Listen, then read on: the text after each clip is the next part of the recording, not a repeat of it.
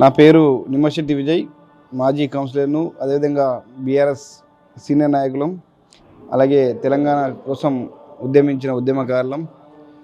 మరి ఆనాడు 2014 ఫిబ్రవరి 28న అటు లోక్సభలో రాజ్యసభలో మరి తెలంగాణ ప్రత్యేక బిల్లు పాస్ అయి నేటికి 12 సంవత్సరాలు అయిన సందర్భంగా మరి స్వరాష్ట్రం కోసం అప్పుడు ఏదైతే మరి ప్రత్యేక తెలంగాణ హైదరాబాద్ సంస్థానంగా ఉన్నటువంటి తెలంగాణ ప్రాంతాన్ని నాడు సమైక్య రాష్ట్రంలో ఉమ్మడి ఆంధ్రప్రదేశ్గా నాడు జవహర్లాల్ నెహ్రూ నిజామాబాద్ సభలో 1956 నవంబర్ 1న అమాయకురాలైన తెలంగాణ బిడ్డను మరి తుంటరి హుషారైనటువంటి ఆంధ్ర ప్రాంతంతో విలీనం చేస్తున్నాం, మీకు ఇష్టం లేకపోతే ఎప్పుడైనా విడాకులు తీసుకోవచ్చని ఆనాడే మరి నెహ్రూ గారు రాసిన సందర్భంలో మరి ఆనాటి నుంచి ఇడ్లీ సాంబార్ గో బ్యాక్ ఉద్యమం నుంచి 1956 నుంచి మలిదశ ఉద్యమం 1969 369 మంది విద్యార్థుల ప్రాణత్యాగాల దాకా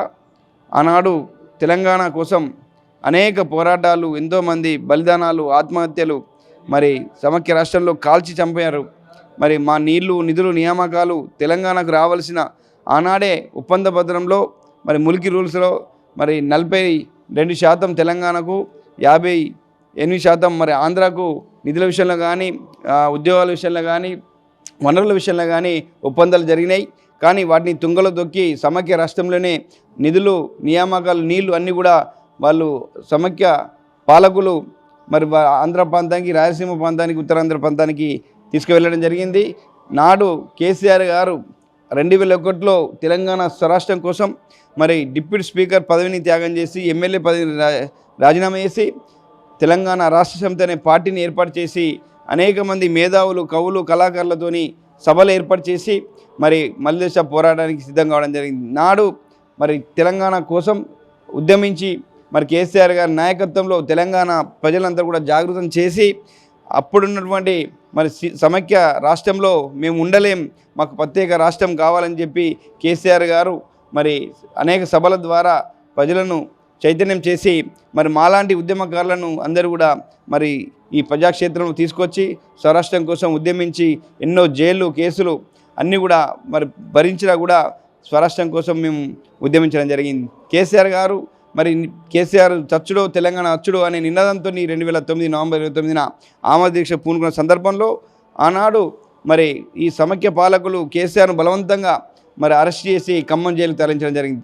ఆనాడే కేసీఆర్ గారు 9 రోజుల నిరాదీక్ష చేపట్టి మరి ఉస్మానియా విద్యార్థుల పోరాటం ద్వారా మరి తెలంగాణ ప్రాంత ప్రజల పోరాటం ద్వారా మరి తెలంగాణ రాష్ట్రాన్ని మరి ప్రకటిస్తున్నామని చెప్పి ఆనాడు మరి చిదంబరం గారు ప్రకటించి మరి రాత్రికి రాత్రే మళ్ళా ఈ ప్రకటనను వెనక్కి తీసుకుంటున్నామని చెప్తే అనేక మంది ఉస్మానియా విద్యార్థులు కావచ్చు, తెలంగాణ విద్యార్థులు కావచ్చు, మరి 1000కి పైగా విద్యార్థులు ఆత్మహత్యలు చేసుకోవడం జరిగింది. అప్పటి నుంచి మళ్ళీ మరి ఏ విధంగానైతే ఈ సమైక్య పాలనలో మరి అన్యాయానికి గురైనమో మరొకసారి 2011లో కూడా మరి సకల జనుల సమ్మె జరిగింది. ఆనాడు మా ఉద్యోగులు, తెలంగాణ ప్రాంత ఉద్యోగులు పెన్ డౌన్ చేసి మరి ఒక్క బస్సు పై కూడా రోడ్డు మీదకి రాకుండా ఉద్యోగులు మరి నిరసన చేస్తూ మరి 42 రోజుల పాటు మరి పెన్ డౌన్ చేస్తే మరి అప్పుడు మలిదశ ఉద్యమం మరి ఊపందుకున్న సందర్భంలో దిగొచ్చిన కాంగ్రెస్ పార్టీ ఆనాడు ఆర్టికల్ 3 ప్రకారం పార్లమెంట్లో మరి అటు లోక్సభలో కానీ రాజ్యసభలో కానీ మరి తెలంగాణ రాష్ట్రాన్ని ఏర్పాటు చేస్తున్నామని చెప్పి ఈ రోజున బిల్లు పాస్ అయ్యి మరి 12 సంవత్సరాలు కాబోతా ఉంది. మరి తెచ్చుకున్న తెలంగాణలో కూడా కేసీఆర్ గారి నాయకత్వంలో అనేక సంక్షేమ పథకాలు, మరి నీళ్లు, ప్రాజెక్టులు మరి అన్నీ కట్టి మరి కాళేశ్వరం ప్రాజెక్టు ద్వారా 40,000 ఎకరాలకు నీళ్ళు ఇచ్చి ఇంటింటికి సంక్షేమ పథకాలు అమలు చేసి ప్రతి ఒక్క మరి పండు ముసలి నుంచి పుట్టిన బిడ్డ నుంచి పండు ముసలి దాకా అనేక సంక్షేమ పథకాలు అమలు చేసిన ఘనత కేసీఆర్ గారిది.